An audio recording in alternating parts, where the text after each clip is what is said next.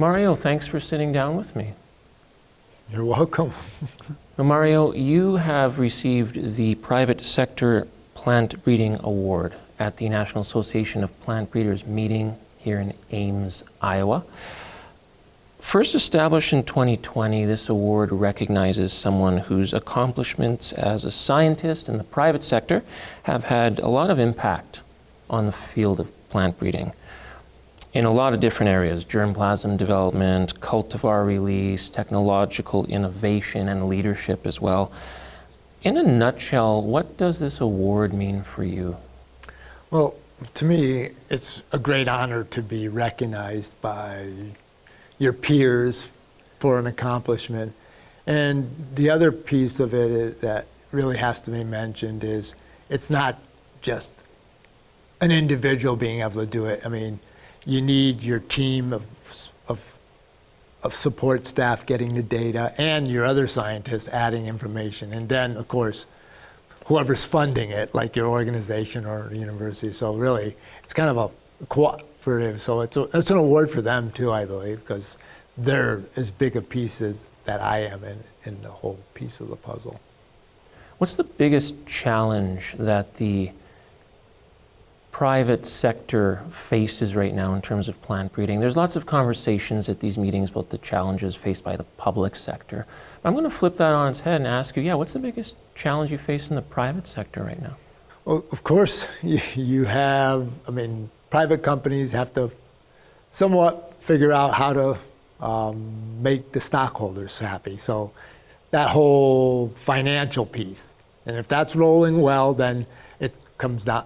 It's not that much different than public. The state's not public, but if we're not doing well, our budgets get cut. So you got to have that piece. So once that piece is over, I think the next biggest piece is there is so much technology out there that is very good.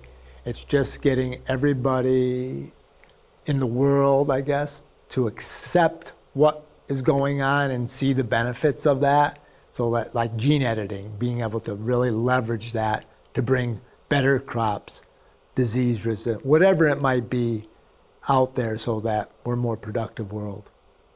Now, you've had a very long career. Can you sort of give us the quick synopsis of it, trace your journey for how you first got interested in plant breeding to where you are today?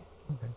Yeah, I first started off wanting to be a marine biologist. So I was always interested in science, and went 1 year to school in Florida for that and decided there wasn't a lot of career in it, but and so I went back and got interested and actually went for environmental horticulture. And I had a professor who bred vinca. And so I was working with him and said, this is interesting breeding, but I don't really want to work on flowers. That kind of, quote, not that important to me. So I wanted to work on a major crop, and corn was a major crop. So I started applying to grad schools and got accepted at Iowa State with Dr. Russell, and that's kind of started me in the career of plant breeding. Then got hired, then I kind of debated between public and private and actually interviewed both ways, and just finally went into the private sector, and that kind of just kept snowballing for the rest of my career in the private sector. Yeah, I'm going to just give people a little biography here. You began your career at Garst ICI Seeds in Slater, Iowa. Correct. You learned the ropes on private sector corn breeding from 87 to 1995. You were committed from those early years to two principles, and that was comprehensive knowledge of the germplasm and running exceptional quality yield trials and nursery plots. Now, someone said about you, he knows the agronomic needs of customers and the germplasm patterns which best fit those needs. What's your secret formula for gaining that insight into customers?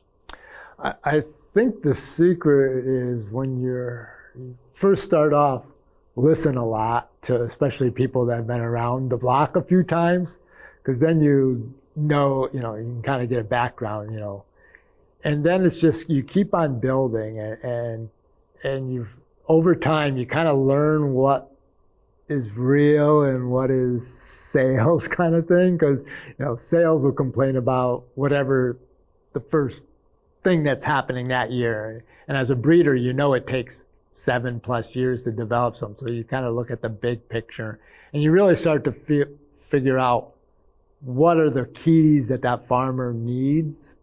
And you talk with them and just get that insight, and then you just keep building on it. Now, thanks to your breeding efforts, in any one year of corn production here in the United States, you personally would be responsible for almost 40% of the 90 million acres in the US alone. Corteva named you Global Corn Breeding Zone Lead for all corn maturities globally in 2019.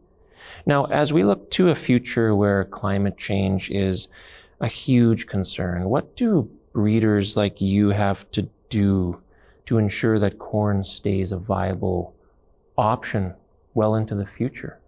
So the first thing, as I was kind of presenting at my talk today, is we have to make sure the germplasm stays diverse enough to give it the opportunity to change to the environmental needs, consumer needs, whatever those needs are.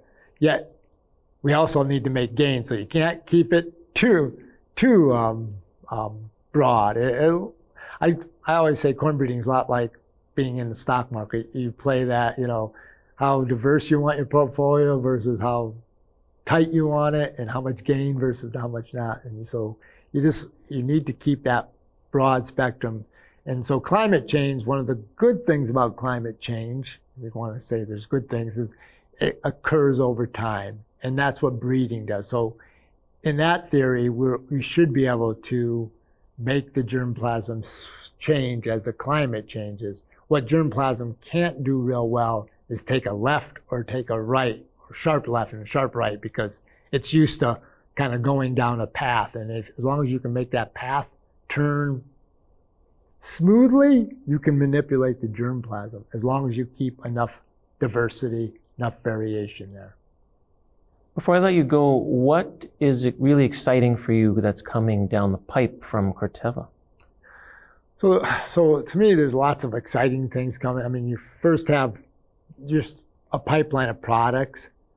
And then the other things that are a little more longer, I would say, are things like gene editing, what we can actually go in and manipulate pathways to give us a phenotype that's better for the farmer, better for the consumer, better for the world. I mean, if that's being more carbon sequestered ability, or if it's just having higher protein or whatever. Where without that kind of technology or new technology, it used to be you have to find an exotic source and try to back cross it in, and you lose all this gain that you've made, and it usually doesn't pay for itself, and you just do it and you kind of go, this ain't gonna work. And so being able to edit it and get it into an elite germplasm very fast and efficient will make it be more product.